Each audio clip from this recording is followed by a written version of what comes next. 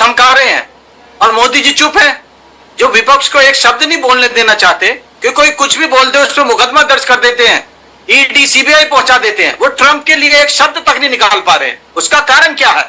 मोदी जी के दोस्त अडानी पर जो जांच चल रही है। आप लोगों को वही मिल जाता है फिर। अडानी जी कमजोर नस है, आप लोग उसी को दबा देते हो आप लोग। गलवान घाटी में चीन ने देखिए अतिक्रमण करने की कोशिश करी, हमारे 20 जवान शहीद हुए। आज चीन लगभग 4000 वर्ग किलोमीटर भारत की भूमि पर कब्जा करके बैठा हुआ है। अरे कोर्ट फटकार चुका है आपके नेता को, सोच समझ कर बोलिए।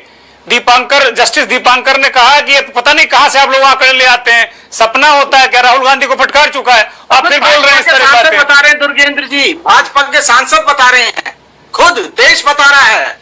आप समझे इस बात को।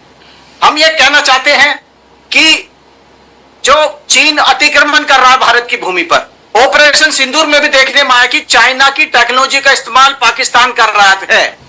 और यह भी देखने में आया है कि चीन जो वहां आर्थिक कॉरिडोर बना रहा है वो पीओके से होकर गुजर रहा है, तो उसके हित पाकिस्तान के साथ है। आज हम मोदी जी की मेजबानी में अमेरिका से सवाल नहीं पूछ सकते, तो चीन के पास पहुंच गए, जिस चीन के शी जिनपिंग को झूला झुलाया था। अब ये क्या बात हो गई? मंदिर घुमाया। आपके नेता संसद में कहते हैं कि चीन से रिश्ते सुधारो, और अब आपको दिक्कत हो रही है। रिश्तेदारी का लाभ क्या हुआ? ये हाउडी मोदी भी कर रहे थे, अब की बार ट्रंप सरकार भी कर रहे थे। क्या हुआ? नतीजा क्या हुआ?